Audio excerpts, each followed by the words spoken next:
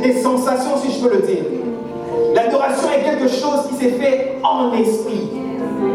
Qui s'est fait en esprit. Et très souvent, Dieu descend quelque part, mais peu accède devant lui. Peu accède devant lui. Raison pour laquelle, lorsque les sacrificateurs partaient pour offrir leur offrande d'adoration, ce n'était pas tout le monde qui accédait. Il y avait que souvent sacrificateurs qui pouvaient accéder jusqu'au Saint des Saints.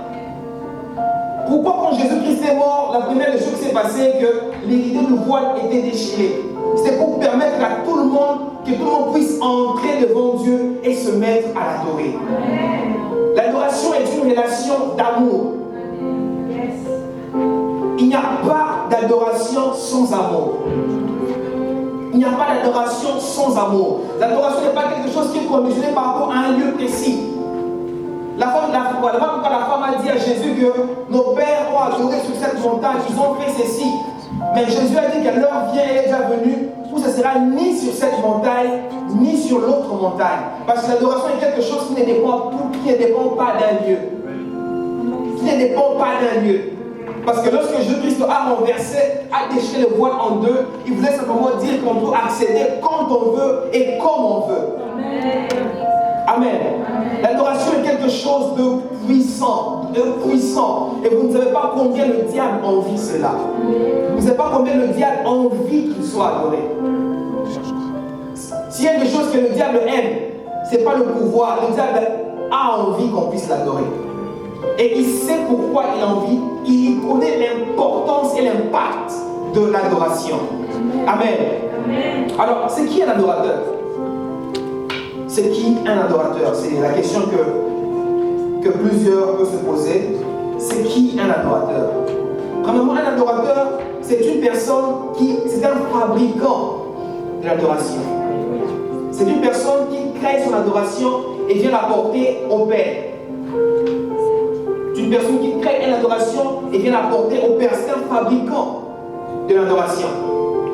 Un adorateur, c'est quelqu'un qui a en lui, qui ressemble à Dieu, qui a l'image de Dieu.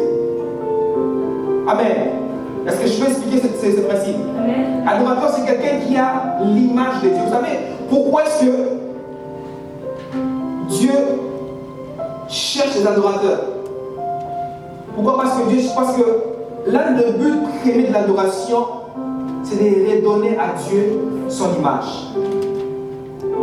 L'adoration consiste à l'humain de redonner à Dieu son image. Je ne peux pas dire à Dieu, je ne peux pas le dire, tu es saint, si je ne vis pas dans la sainteté. Je ne peux pas le dire, tu es Dieu amour, si moi-même je ne vis pas dans l'amour de Dieu. Je ne peux pas le dire, Seigneur, tu es le Dieu grand, si je ne vis pas cela. Raison pour laquelle l'adoration est attachée à une révélation quelconque de Dieu. Plusieurs fois dans la Bible, on voit, il y avait certains noms que nous citons.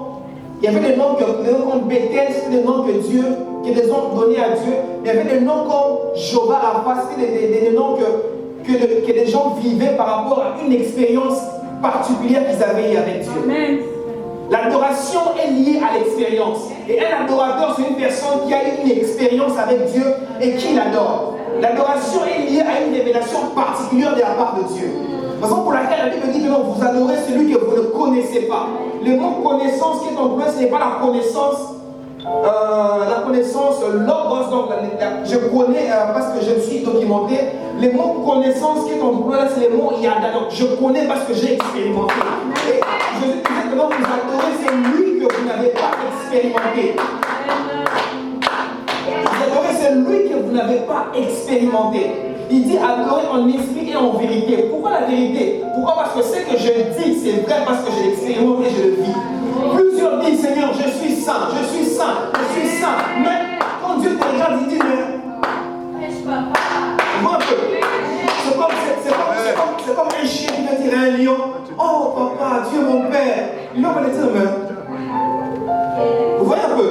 Il va dire, mais tu es malade ou quoi? Amen.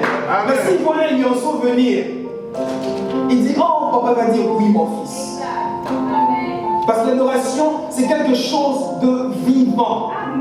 C'est quelque chose de vivant. Amen. Amen. Et très souvent, qu'est-ce que nous faisons? Nous venons adorer, nous venons dire, oh Seigneur, tu es Jéhovah Nissi, tu es Jéhovah Shammah, tu es ceci, cela. Et même des fois, quand on demande, ça veut dire quoi Jéhovah Nissi? Je ne sais pas. Ah ouais, c'est ça, moi j'ai déjà rencontré plusieurs personnes comme ça. Seigneur, tu es, oh, tu es. Oh, tu es El Gibor. Ça veut dire quoi El Gibor? C'est tout dans quel passage? Moi, je trouve des gens qui me disent, oh non, oh, tu es Maranatha. Ça veut dire quoi? On sent que c'est quelque chose qui n'est pas authentique et vrai. Et qu'est-ce que le diable fait? Il fait de tout son mieux pour s'arranger afin que vous restez dans l'ignorance. Lorsque Ésaïe, le prophète Ésaïe a été ravi au trône des dieux, il a trouvé, qu'est-ce qu'il a trouvé? Il a trouvé l'adoration qui s'est passée dans le ciel. Il a vu les séraphins, ces vêtus qui criaient Saint, Saint, Saint, et tout ce qui s'est passé là. Qu'est-ce qui s'est passé? Personne ne l'avait dit qu'il avait péché. Personne ne lui avait dit qu'il était un pécheur. Mais qu'est-ce qu'il a dit? Malheur à moi. Moi qui étais un pécheur. Pourquoi? Parce que lorsque tu es devant Dieu, c'est l'image que tu donnes qui compte. Lorsqu'il est arrivé ici, on dit compte que je ne donnais pas l'image.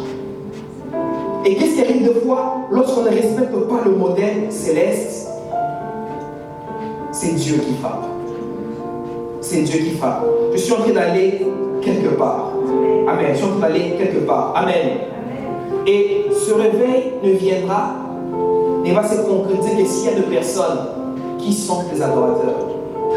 Et c'est qui un adorateur? Un adorateur